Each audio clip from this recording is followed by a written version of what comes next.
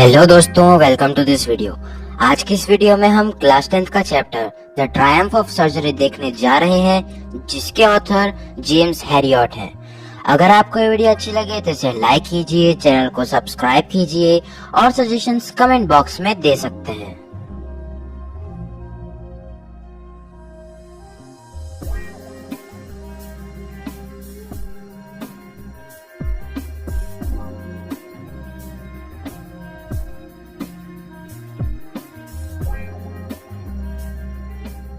मुझे इस बार ट्रिकी के लिए बहुत डर लग रहा था। मैंने अपनी कार को रोका जब मैंने उसको अपनी मालकिन के साथ रोड पर टहलते हुए देखा और मैं उसको देखकर बहुत शॉक हो गया।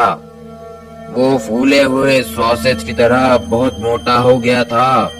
उसकी जीभ मुंह से बाहर लटक रही थी। क्या तुमने उसे मीठी चीजें देना बंद किया, जैसा कि मैंने तुम्हें बोला था? हाँ, मैंने थोड़े टाइम के लिए किया था, पर वो मुझे बहुत वीक दिखने लग गया था। उसको क्रीम और तुम तो बड़े हैवी ड्राइवर हो भाई।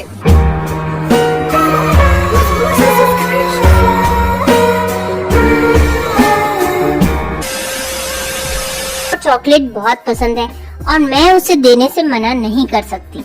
मुझे लगा कि ट्रिकी माल न्यूट्रिशन से जूझ रहा है, तो मैं उसे कॉड लिवर ऑयल और रात को सोते समय एक बाउल हॉर्लिक्स एक्स्ट्रा में खिला रही हूँ। ट्रिकी को कभी भी खाने को मना नहीं करना आता था। वो बहुत लालची था। क्या आप उसे एक्सरसाइज दे रही हैं? हाँ, वो कभी कभी थोड़ा घूमता है, जैसा कि आप अभी देख सकते हैं। नहीं, मैं आपको सच में कह रहा हूँ, अगर आपने उसका खाना अभी से बंद नहीं किया और अगर आपने ट्रिकी को एक्सरसाइज देना शुरू नहीं किया तो वह बहुत बीमार हो सकता है। आपको अपने हाथ को कड़क करना पड़ेगा और उसको बहुत स्ट्रिक्ट डाइट देनी होगी। ठीक है मिस्टर हैरियट, आज मैं करूंगी, पर ये बहुत डिफिकल्ट है। मिसेस हम्फ्री का मुंह बिगड़ गया। वो वहाँ से चली गई। मैं उनका ट्रिकी के लिए रोज बढ़ता हुआ प्यार देख रहा था। वो और मोटा होता जा रहा था। उसके पास हर मौसम के लिए अलग अलग कपड़े थे और मुझे लग रहा था कि जल्दी ही मेरे पास मिसेस हम्फ्री का कॉल आने वाला है, और ऐसा हुआ भी। वो बहुत परेशान हो रही थी। डॉक्टर हैरियट, ट्रिकी कुछ भी नहीं खा रहा है, यहाँ तक कि उसने अपना फेवरेट फूड तक खाने से मना कर दिया। वो वोमिट कर रहा है और उसने अपना पूरा टाइम अपने रैग में सोकर निकाल दिया। वो घूमने भी नहीं जाना चाहता और वो कुछ भी और नहीं करना चाह रहा। मेरे पास एडवांस में ये प्लान था। अब सिर्फ ट्रिकी को घर से बाहर ले जाने का एक ही तरीका था, और वो था कि उसे हॉस्पिटलाइज किया जाए और एक रात के लिए ऑब्जर्वेशन में रखा जाए। अब मिसेस हम्फ्री को बहुत दुख हो रहा था और वो बोल रही थी कि अगर वो उसे एक दिन नहीं देखेंगी तो वो मर ही जाएंगी। पर मैंने मेरा डिसीजन फर्म रखा। अभी तो ट्रिकी बीमार था, लेकिन अगर मैं उसे नहीं ले जाता तो वो बहुत बीमार हो जाता और आखिर में मर जाता।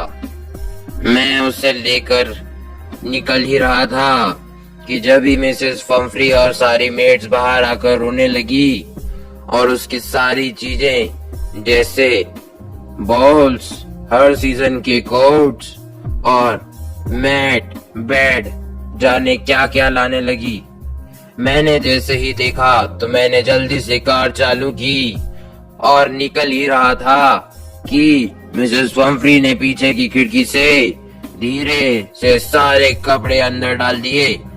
जब मैं उसे अपने क्लिनिक के अंदर ले गया तो बाकी कुत्ते वहां पर आए और उन्होंने उसकी तरफ देखा, उसके आसपास घूमे और उससे बात करने की कोशिश करी, लेकिन वो उनको डल आइज से देख रहा था, तो उन्होंने उसे एक बोरिंग चीज समझकर वहीं पर छोड़ दिया। उसके बाद मैंने उसके सोने के लिए एक जगह बनाई जहाँ पर मेरे बाकी कुत्ते सोते थे। 2 दिन तक मैंने उसको खाने के लिए कुछ नहीं दिया, सिर्फ पानी दिया। उसके बाद वो थोड़ा ठीक लगने लगा था और अपने आसपास की चीजों में इंटरेस्ट लेने लगा था। उसके बाद वो अगले दिन मुझे बाकी कुत्तों के साथ गार्डन में खेलता हुआ मिला। उसके बाद वहां पर जो दूसरे डॉग्स के बॉल पड़े थे उसमें वो देख रहा था और चाट रहा था। अगले दिन उसके लिए भी वहां पर एक बॉल रख दिया गया। वह उसकी तरफ बड़ी जल्दी गया। उसके बाद तो उसकी रिकवरी बहुत रैपिड हुई। उसको कोई भी सर्जरी नहीं की गई, पर फिर भी वो ठीक हो गया और बाकी कुत्तों के साथ खेलने लगा। अब वो कुत्तों की गैंग का एक मेंबर बन गया था। उसने ऐसी लाइफ कभी नहीं देखी थी। मिसेस फम्फ्री उसकी बहुत चिंता करती, मुझे रोज फोन करके पूछती कि वह अपने सही वेदर वाला कोट पहन रहा है कि नहीं और सही से खा रहा है कि नहीं। मैं उन्हें सिर्फ इतना ही बोल पाता कि वो डेंजर से बाहर है। और मिसेस फम्फ्री ने मॉर्निंग में अपने साथ राउंड फ्रेश अंडे लाना शुरू कर दिए, वो भी पूरे 2 दर्जन। ट्रिकी की हेल्थ अच्छी हो जा रही थी। उस पीरियड के लिए मैं और मेरा पार्टनर ब्रेकफास्ट में रोज अंडे खाया करते। और जब उन्होंने रोज वाइन की बोतल पहुंचाना शुरू कर दी ताकि ट्रिकी का ब्लड नरिश हो सके, तो लंच एक सेरेमोनियल ओकेशन बन गया और हम रोज 1-2 गिलास वाइन पीकर खाना खाते। मैं तो ट्रिकी को परमानेंट गेस्ट बनाने की सोच रहा था, क्योंकि उसकी वजह से रोज अंडे और वाइन आ रहे थे और मुझे रोज ब्रेकफास्ट में खाने को मिल रहे थे। लेकिन जैसे ही मैं कॉल कर दूंगा ये सब आना बंद हो जाएंगे। फिर मैंने दिल पर पत्थर रखकर फोन करा और मिसेस फम्फ्री को बोला कि अब आपका डॉग बिल्कुल परफेक्ट हो चुका है। 1-2 मिनट में एक ब्लैक कलर की 30 फीट लंबी कार मेरे ऑफिस के बाहर आकर खड़ी हो गई। मिस्टर हैरियट, क्या आप सच बोल रहे हैं? क्या ट्रिकी बिल्कुल हेल्दी हो चुका है?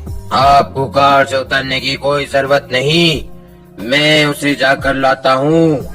ओह मिस्टर हैरियट, मैं आपका थैंक्स कैसे करूँ?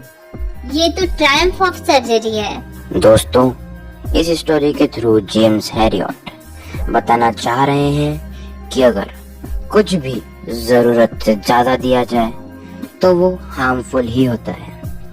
ये स्टोरी हमारी लाइफ को भी एक मॉरल देती है कि पेरेंट्स को इतना भी इंडल्ज नहीं होना चाहिए कि वो अपने बच्चों को ही हार्म पहुंचाए।